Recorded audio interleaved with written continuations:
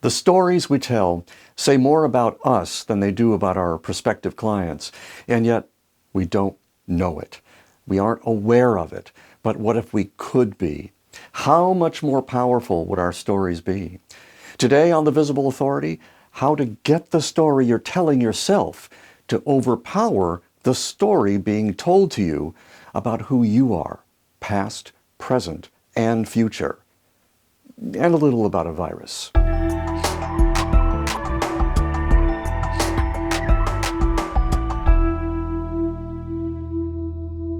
You've heard it said that there is power in story, like the story of your business, which is like saying there is tremendous power in the propeller of an airplane. Well, there is, when something behind it with much greater power makes it possible for it to fly the airplane. Likewise, there is something very powerful inside you that tells you the story of who you are, and regardless of what it tells you, you act on it, because that's who you think you are. And because some people are afraid of what others might think of them if they knew that story, they fight it and instead create a different story. One that shades the truth, spins the facts, alters the timeline, and siphons all the fuel out of the engine. That story is as powerful as a wrung-out paper towel. Now, you may be thinking, I'm going to tell you to embrace your story instead and shout it out to the world, but not so fast. Because if the story you're telling yourself sprang up from out of nowhere, most likely it's one being told by a lower level of consciousness that knows nothing, learns nothing, and wants only the continuation of its own existence at your expense, like any other parasite. The story it tells you about who you are is designed to keep you paralyzed with fear, so that you never suspect why your life is so hard and why you so often feel at odds with what you truly want.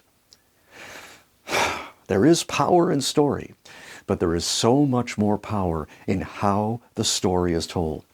Here's an example. It's the story of two businessmen named Peter and Francois. Over coffee in an outdoor cafe one day, a forlorn Francois says to Peter, "As you know, I opened a shop selling bread and wine, never made a penny in 10 years. I failed as a businessman and as a husband. I finally found work in someone else's store, having lost my own business and my freedom. Maybe I was just too afraid to take risks and too afraid to quit until I literally was forced to by impending foreclosure and bankruptcy." Now, his friend Peter, who had known him for 20 years, in wonder says, "What are you talking about? Yes, you have always been a connoisseur of bread and wine. You make me jealous. People come from miles around to get your advice. You were generous with your employees and they loved you and never quit, not one of them in 10 years. You always told me the money would come when you needed it. And when a big competing shop begged you to come work for him for twice what you were making, you let go of the shop that was making money for everyone except you. The money did come, my friend.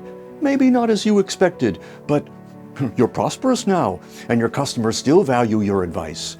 There is nothing in you but the desire to make others happy. You are a success, my friend. And you know how I know that? Because your wife, who loves you more than I do, told me so. Why do you tell such sad stories, my friend?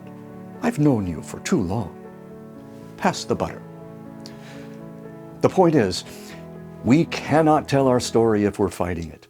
And we fight it when we don't know who we really are. Do you want a more powerful story of your business? Then meditate on the question, who am I? You might be surprised at the answer. So much for the stories that describe our past. What about our present? Right now, much of the world is struggling with a story they're being told they must accept. That a terrible virus is about to kill every person on planet Earth. But don't be afraid. Governments are encouraging the shuttering of nearly every small business they can think of. They don't want us getting within 6 feet of one another. The story is that contact equals death. But is that a true story? It wasn't during the last 6 pandemics I can remember. Anytime the entire media agree on anything, I tend to question that story. If you really want to know what's happening and when this lockdown might end, here's a handy graph you can use to forecast the near future. It's updated 24/7 by Johns Hopkins University, and even if they don't get the numbers exactly right, they get the trends. Just look up your country or state and watch the numbers climb and then watch them fall. Until then, take any story based on projections with a big grain of salt. What can we say right now? That out of 150,000 cases, half have recovered, that in the places where it started, it has flatlined, and that in places where there has been little testing, the numbers are still going up. So if you act on the stories you hear in the media, you're acting on incomplete information at best, which brings us to stories about the future, which are really about the present, because we can only act in the present. Right now, we live in interesting times. That makes us want to grab onto stories more than ever, because people, especially in business, really don't do well with uncertainty. Stories give us stability, bolster our faith in ourselves and one another, and give us the courage to take risks. Let's end with a story. Mr. Branson's cleaning shop would always make your day, and he never let a shirt or slacks get lost or fade away. No one minded the small amount he charged for a jacket or a dress, till the day a cut-rate shop began to charge a nickel less. Then all his customers, both new and since his shop began, went down where they could coupon, even if their colors ran.